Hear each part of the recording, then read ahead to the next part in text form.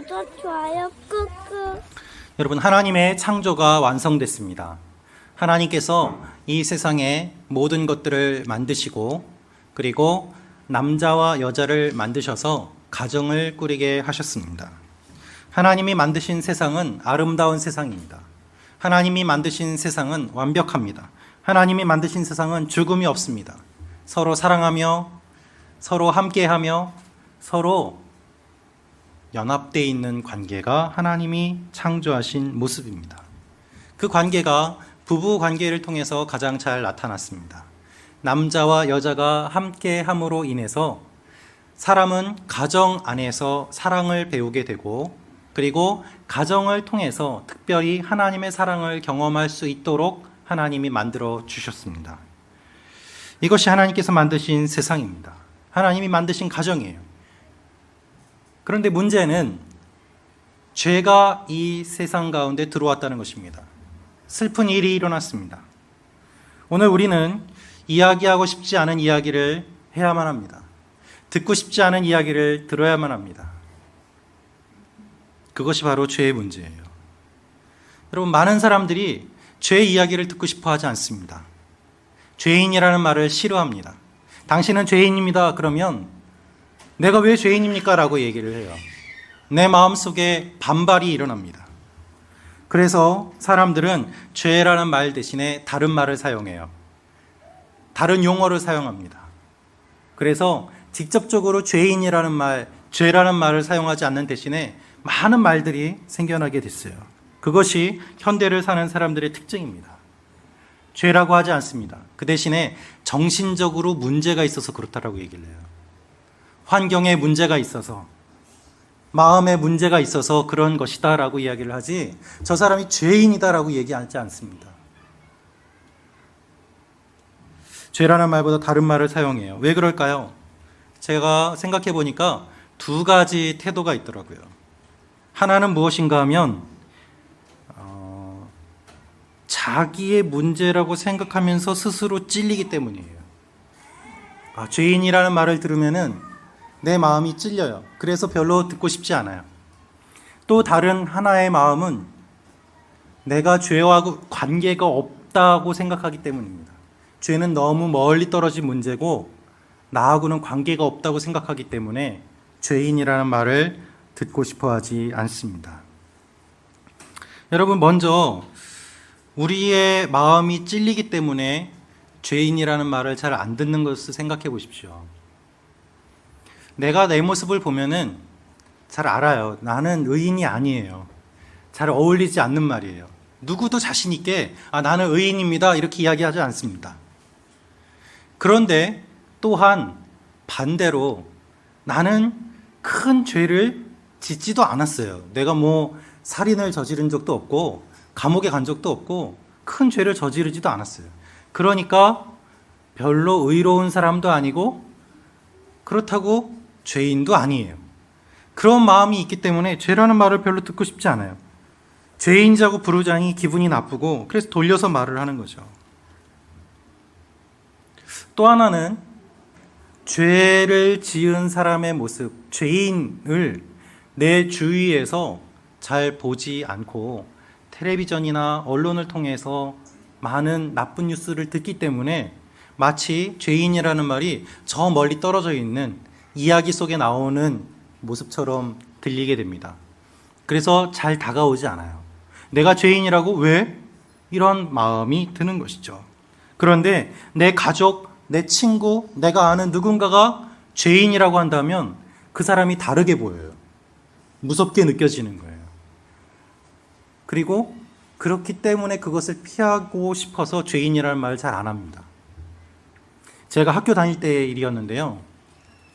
어느 날 TV를 트니까 TV 방송에서 스토킹에 대한 이야기가 나왔습니다. 스토킹이 얼마나 무서운 범죄인지, 피해자가 얼마나 고통을 당하는지 그런 내용이 심각하게 나왔어요. 남자인 제가 봐도 심각할 정도로 집요하게 그 여성에게 연락하고 괴롭히더라고요. 새벽에도 찾아가고 언제든지 찾아가서 어디에 있든지 연락을 안 받아도 알아내서 가는 거예요. 기다리는 거예요. 그러니 얼마나 여성이 무섭겠어요. 싫다고 해도 계속 쫓아다니니까. 그리고 이 여성이 자기를 사랑한다고 생각하니까 이 여성은 너무 무서워서 경찰에 신고를 해도 경찰이 제대로 반응을 보이지 않았어요. 그때뿐인 거예요. 아, 저렇게 무섭구나 라고 생각을 했는데 그 다음날 제가 학교에 갔습니다. 제 친구가 그러는 거예요. 어제 그 방송 봤어? 봤지. 왜? 거기 나온 그 남자 우리 클래스에 있는 걔야. 제가 소름이 쫙 돋았어요. 왜냐하면은 그 친구하고 저하고 친했거든요. 여자친구가 생겼다고 하면서 너무 좋아하면서 좋아하고 여러 가지 이야기도 나눴어요. 그런데 여자친구가 생긴 게 아니라 본인이 쫓아다니면서 범죄를 했던 거예요. 바로 내 친구가 그랬구나 생각을 하니까 섬찟하더라고요. 결국에 그 친구는 학교를 그만뒀습니다. 너무 순수하고 그렇게 보이지 않는 사람이었는데 깜짝 놀랐어요. 여러분, 그런데 이것이 우리의 현실이에요. 우리의 주위에 얼마나 죄가 널리 퍼져 있는지, 죄를 지은 그 사람이 바로 내가 아는 그 사람이라고 할 때 그 무서움과 그것들이 있기 때문에 사실은 직면하고 싶지 않아요. 보고 싶지 않아요. 그래서 죄라는 말을 잘 쓰지 않아요. 하지만 성경은 세상에 죄가 들어왔다라고 말을 합니다. 세상이 죄 가운데 빠졌다라고 이야기를 합니다. 죄가 어떻게 들어왔는지 그것을 분명하게 설명하고 있고 죄가 무엇인지 성경은 분명하게 이야기하고 있습니다. 그래서 우리가 이 내용을 살펴보면 우리가 죄를 짓지 않도록 주의할 수 있을 것입니다. 죄가 무엇인지 우리는 알아야만 합니다. 자, 죄가 과연 무엇일까요? 여러분은 죄를 무엇이라고 생각하십니까? 법을 어기면 죄일까요? 네, 맞습니다. 많은 분들이 그렇게 생각하죠. 또 도덕적인 죄도 있습니다. 법에는 저촉되지 않지만 도덕적으로 봤을 때는 죄인 경우도 있습니다. 죄에 대한 많은 정의가 있지만 성경은 그 가운데서 죄를 관계에 주목하고 있습니다. 관계. 성경이 말하는 죄는 무엇인가 하면 관계가 깨지는 거예요. 그것이 죄입니다. 관계가 단절되는 것, 관계가 끊어지는 것입니다. 종교의 본질은 뭘까요? 특별히 기독교의 본질은 뭘까요? 그것은 바로 하나님과의 연합입니다. 여러분, 하나님은 생명의 근원이에요. 하나님으로부터 모든 생명을 얻게 되었고 하나님으로 말미암아 모든 것이 만들어졌습니다. 그래서 하나님이 창조하신 세계는 모든 것이 다 연합되게 만들어졌어요. 하나님과 사람이 함께하고 사람과 사람이 함께하고 사람과 다른 피조물들이 함께하면서 아름다운 관계를 맺으며 지내는 것이 창조의 의미입니다. 그것을 저희가 지금까지 쭉 살펴봤어요. 특별히 삼위일체 하나님이 관계 가운데 존재하시기 때문에 이 관계 가운데 모든 세상이 있다는 것은 굉장히 중요한 의미고 하나님이 창조하신 창조의 본질입니다. 그래서 하나님이 주시는 생명으로 인간과 피조물이 연합되고 이것이 확장되어서 생명이 흘러나가는 거예요. 이게 창조의 모습이에요. 근데 죄는 무엇인가 하면 이것이 끊어지는 거죠. 관계가 끊어집니다. 관계가 깨져요. 이것이 죄의 모습이고 그 결과 죽게 됩니다. 우리가 숨을 쉬죠. 숨을 쉰다는 것은 내가 관계를 맺는다는 것을 의미합니다. 내 몸 안에 있는 것이 밖으로 나오고 밖에 있는 산소가 내 안에 들어와서 우리가 서로 관계를 맺으면서 살 수 있어요. 무엇인가 먹는다는 것은 내 몸 밖에 있는 영양이 내 속에 들어와서 함께 순환하고 그러는 가운데 살아가게 되는 것이죠. 근데 이것이 끊어진다고 생각해 보십시오. 그러면은 죽는 거예요. 여러분, 산소 호흡기를 끼고 있는 사람이 있습니다. 그런데 그 산소 호흡기에 그 관을 누가 끊었다고 생각해 보세요. 생명을 잃게 됩니다. 모든 것이 연합되어 있었어요. 그런데 이 연합이 다 깨졌어요. 그것이 죄예요. 모든 관계가 다 끊어지고 함께했던 것이 부서지는 것이 죄입니다. 아름다운 유리잔이 떨어져서 쨍 깨지면서 다 뿔뿔이 흩어지는 것처럼 하나님이 만드신 아름다운 세상에 죄가 들어와서 모든 것을 다 끊고 세상을 아프게 만든 것입니다. 자, 그러면 왜 이 죄가 세상에 들어왔을까요? 우리 창세기 2장 16절에서 17절을 먼저 한번 보도록 하겠습니다. 시작.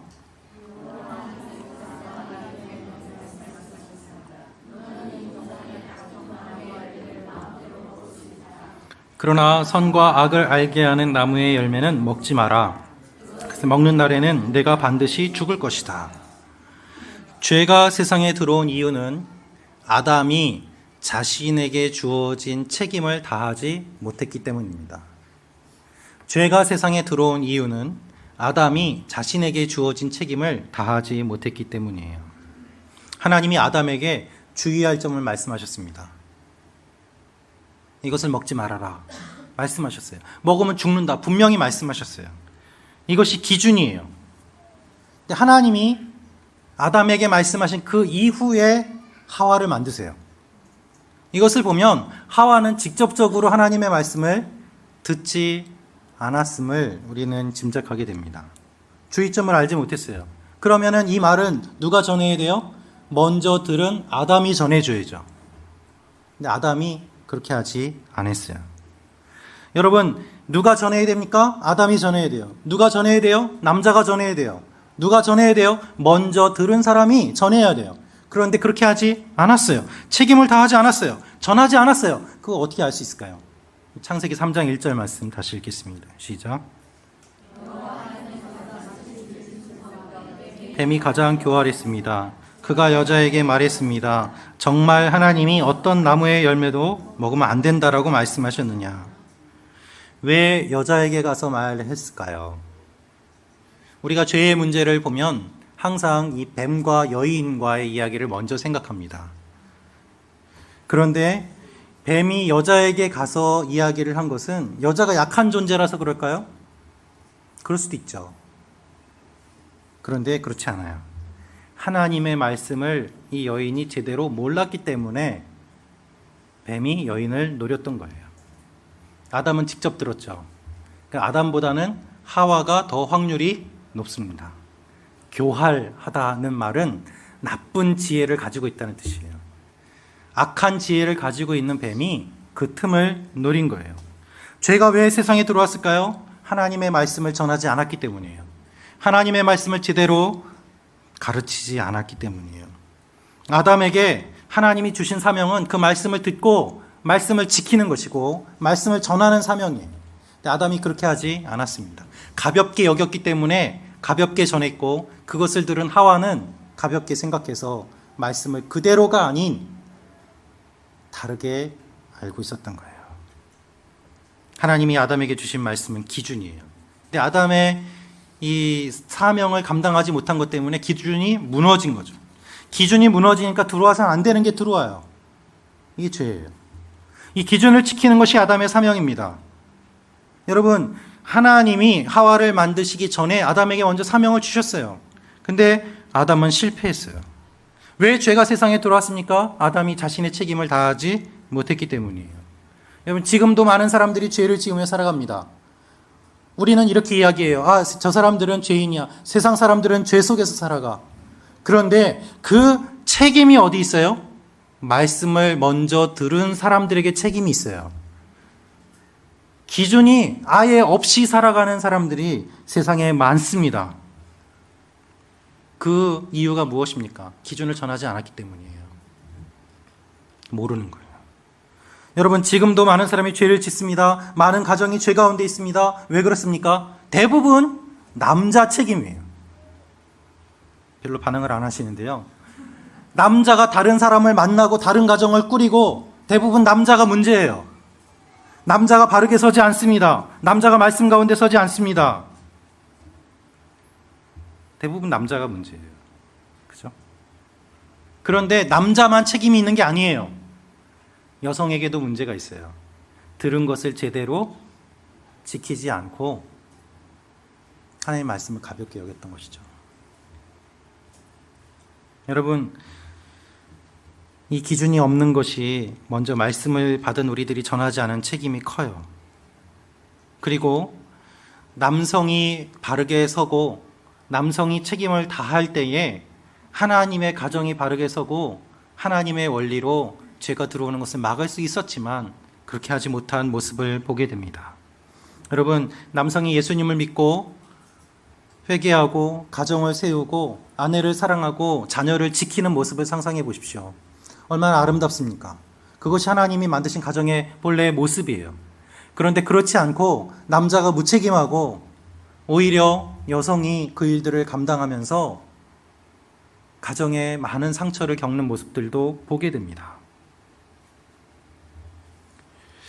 여러분, 누구나 아름다운 꿈을 꾸지만 누구나 그것은 이상적인 모습이라고 생각을 하기도 합니다.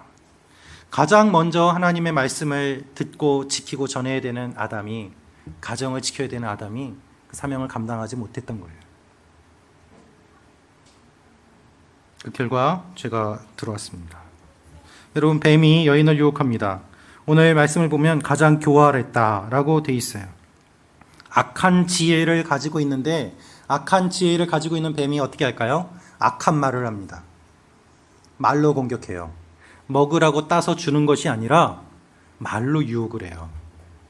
그것이 악인들의 특징입니다. 우리가 오늘 시편 말씀을 낭독한 것처럼 악인들은 말로 공격해요. 그래서 죄가 세상에 들어와요. 사람의 연약한 부분을 노리고서 공격하러 들어옵니다. 이 여인은 하나님의 말씀을 잘 몰라요. 흔들려요. 알기는 알지만 정확하게 알지 못해요. 흔들립니다. 그 틈을 노려서 유혹하죠. 하나님이 모든 열매를 먹지 말라고 하셨느냐? 아니잖아요. 다 먹어도 되는데 요것만 먹지 마라 하셨거든요. 근데 뱀은 다 먹지 말라고 하셨느냐라고 얘기해요. 그러니까 여인이 얘기합니다. 아니, 먹어도 되는데 먹지도 말고 만지지도 말라고 하셨다고 자기의 생각을 덧붙여요. 여러분, 어떤 말을 할 때 꼭 덧붙여서 하시는 분이 있어요. 말을 전하는데 꼭 덧붙여요. 이분이 이런 말을 했는데 그대로 전하지 않고 거기에 자기 생각을 꼭 덧붙여가지고 말을 보태서 하시는 분이 있어요. 주의하십시오. 그래서는 안 됩니다. 어떤 분은 빼는 분도 있어요. 빼서도 안 돼요. 그대로 전하는 게 얼마나 힘든지 몰라요. 그런데 여러분, 진리는 그대로 전해야 진리예요. 진리에 무엇인가 더하거나 빼면 그건 진리가 아닙니다. 그건 이단이에요. 끝이 달라지는 거예요. 뭔가 이상해요. 문제가 생겨요. 여러분, 하나님이 아담에게 주신 그 말씀을 하와가 들었지만 잘 몰라요. 흔들려요. 뱀이 그 틈을 노립니다. 그리고 공격합니다. 하나님의 말씀을 왜곡해요. 그리고 하와는 그 말을 듣고 그대로 반응해요. 여러분, 우리에게는 항상 두 가지 이야기가 들려옵니다. 하나는 하나님의 음성이요, 하나는 사탄의 음성이에요.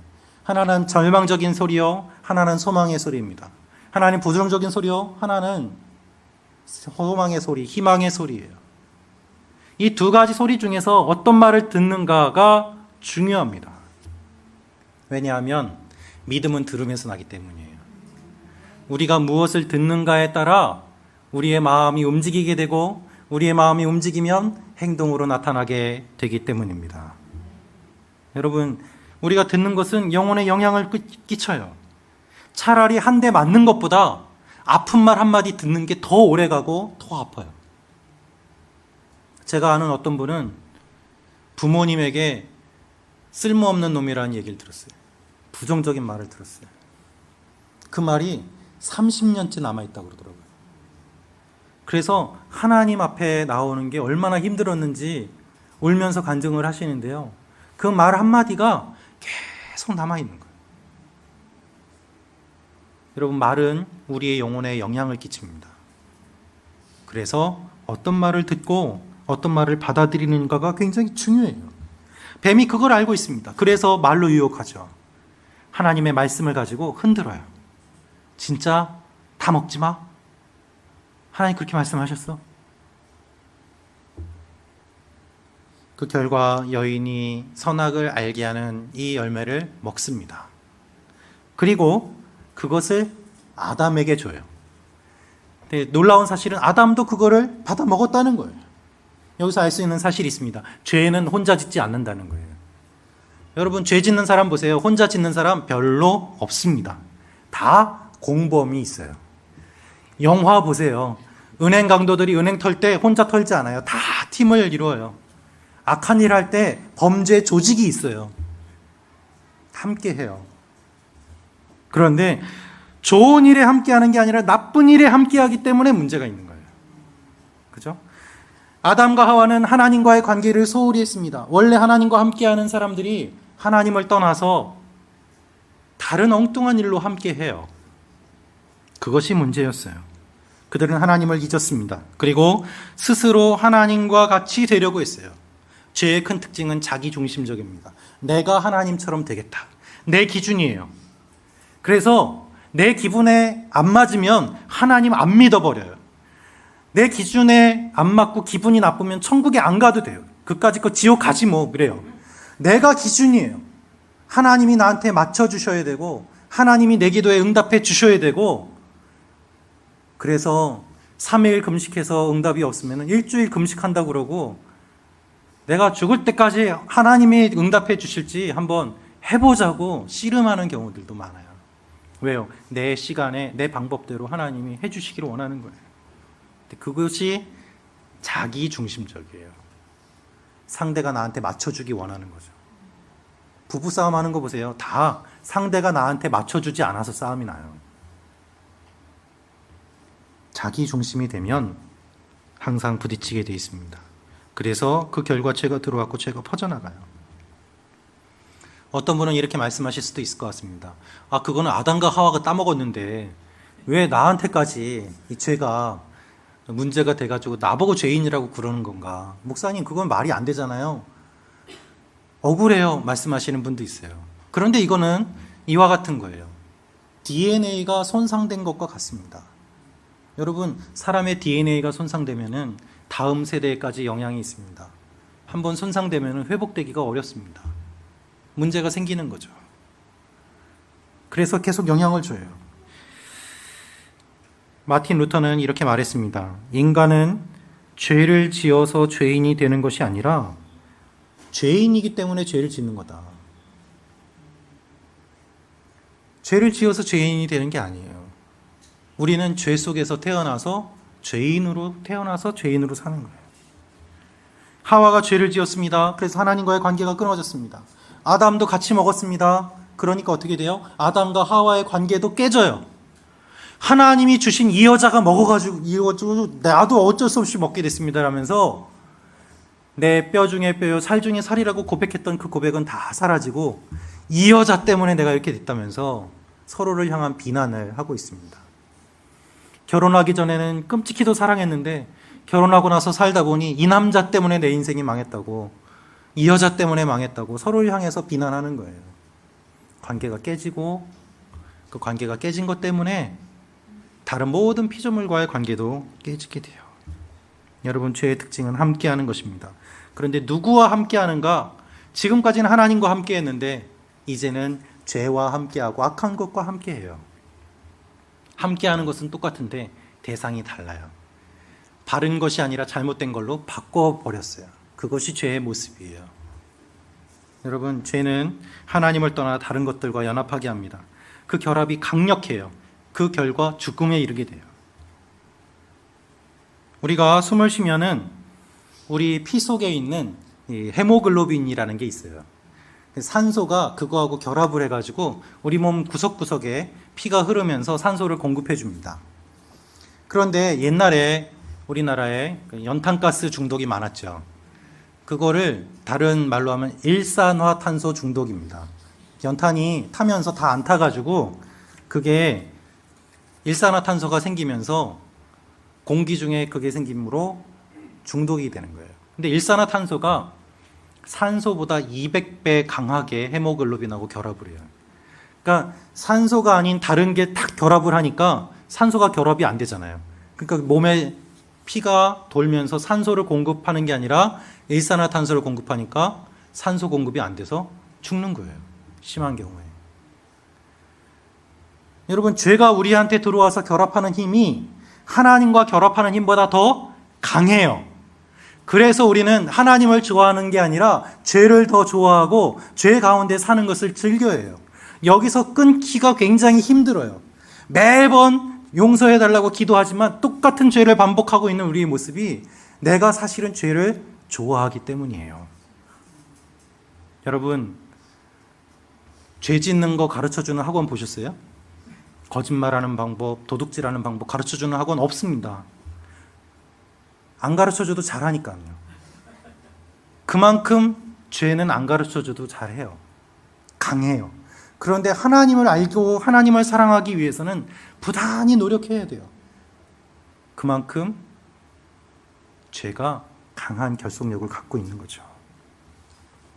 죄는 달콤합니다. 그만큼 위험해요. 그래서 죄가 계속 퍼져나가요. 여러분, 이 죄를 어떻게 해야지 끊을 수 있을까요? 이 죄를 어떻게 해야지 끊고 다시 하나님과의 연합을 이룰 수 있을까요? 그것은 이 죄보다 강한 힘으로 이 죄를 끊어야만 해요. 그렇지 않으면 안 돼요.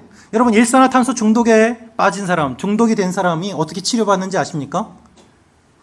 어떤 산소가 가득 들어있는 방에 들어가요.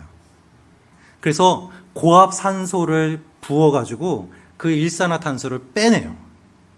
강한 압력을 줘서 산소를 몸속에 집어넣어야지 그게 빠져나가는 거예요. 그것 외에는 방법이 없어요. 여러분, 우리의 죄의 문제를 해결하기 위해서는 죄와 결합되어 있는 우리를 강한 힘으로 끊어야 돼요. 이 힘이 어디에서 나옵니까? 우리의 이익에서 나오지 않아요. 그렇기 때문에 우리의 힘으로는 죄에서 벗어날 수가 없어요. 오호라 공고한 자로다, 누가 이 사망의 몸에서 나를 구원하랴. 로마서 7장에서 바울이 탄식했던 이유가 여기 있습니다. 내 힘으로 아무리 하려고 해도 안 돼요. 그런데 8장에 들어오면서 어떻게 바뀝니까? 예수 그리스도로 말미암아 이것이 가능하다는 것을 선포해요. 할렐루야. 여러분, 예수 그리스도의 십자가는 우리의 모든 죄를 끊는 능력이에요. 죄사함의 능력이 있고 죄의 문제를 해결하는 능력이 예수 그리스도의 십자가입니다. 여러분, 모든 인간이 다 죄에 빠졌어요. 죄의 문제를 해결하지 못해요. 그 죄 때문에 다 관계가 깨지고 그 깨지는 관계가 지금도 일어나고 있어요. 여러분 가정 어떠십니까? 여러분 주위는 어떻습니까? 죄의 문제에서 자유로운 사람은 아무도 없습니다. 사람들은 죄가 얼마나 심각한지도 모르고 내가 잘 지낸다고 생각해요. 내가 아주 착하지도 않지만 아주 나쁘지도 않으니까 난 천국도 못 가고 난 지옥도 못 가고 중간에서 오래 살 거야. 그런 사람들이 의외로 많아요. 아니에요. 다 죄인이에요.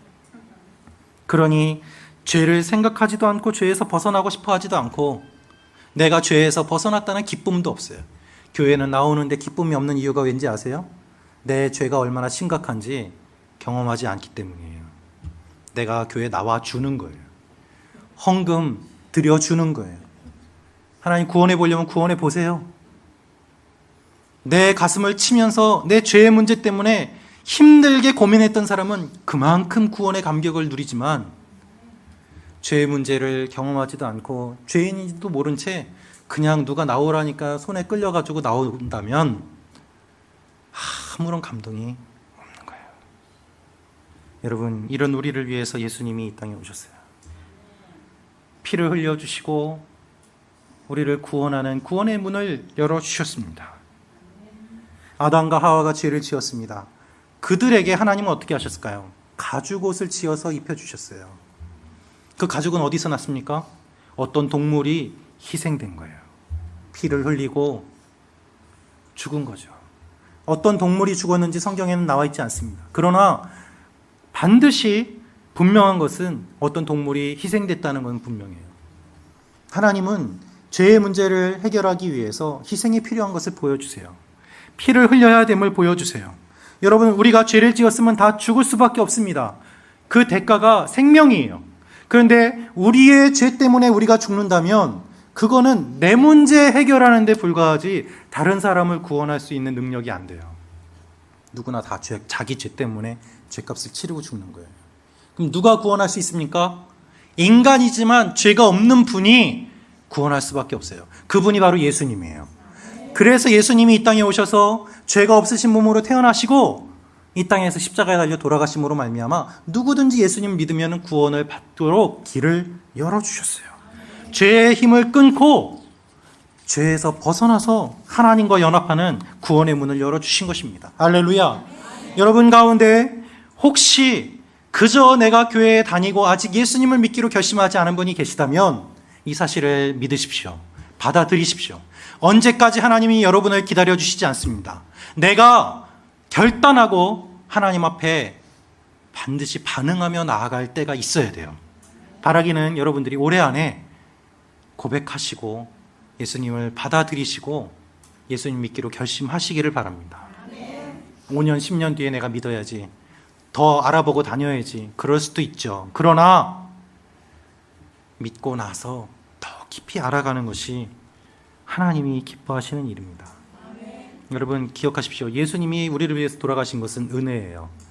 근데 바꾸어 생각하면 돌아가시지 않으면 안 될 정도로 죄의 문제가 심각하다는 것입니다. 그저 돌아가셔서 내가 구원받았다는 것이 아니라 그 정도로 심각해요. 그래서 우리는 죄에서 떠나서 돌이켜서 하나님께로 돌아가야 돼요. 그저 거기에 머물러 있는 것이 아니라 주여 나를 불쌍히 여겨주십시오. 의지를 갖고 깨진 것을 회복하며 연합하는 일에 힘써야 돼요. 그것이 하나님을 믿는 우리에게 주어진 사명이에요. 여러분 문제없는 가정이 어디 있습니까? 가정 가운데 다 상처 있고 깨지고 인간관계 때문에 내가 힘들고 눈물 흘리는 일들이 얼마나 많이 있습니까? 믿었던 사람에게 배신당하고 다시는 얼굴조차 보기 싫은 그런 사람이 왜 살면서 한 명도 없겠습니까? 그러나 하나님과 원수되었던 우리를 주님이 희생하심으로 연합하게 하시고 구원의 문을 열어주셨습니다. 이번 한 주간 여러분이 깨진 관계를 회복하도록 노력하십시오. 하나님과 관계가 깨진 분이 있습니까? 그 관계를 회복하도록 힘쓰십시오. 관계가 인간관계가 깨진 분이 있습니까? 연락을 한번 해보시고 다시 한번 노력을 해보십시오. 내가 희생해서 관계를 세우고 주님이 나를 위해서 돌아가신 것처럼 나도 그 관계의 회복을 위해서 희생하며 나아갈 때에 뜻이 하늘에서 이루어진 것 같이 이 땅에서도 이루어지는 것입니다. 예수님이 이미 구원의 길을 열어두시고 회복의 길을 열어두셨어요. 그것을 믿고 나도 그 길을 걸어갈 때에 하나님이 생각지도 못한 놀라운 일들을 이루어 주십니다. 죄로 인해 모든 관계가 깨어지고 피조물들이 고통받고 하나님이 원하시는 아름다운 세상이 파괴되었지만 예수님이 오심으로 말미암아 이전보다 더욱더 아름다운 모습으로 회복되고 하나님이 기뻐하시는 연합의 관계가 이루어집니다.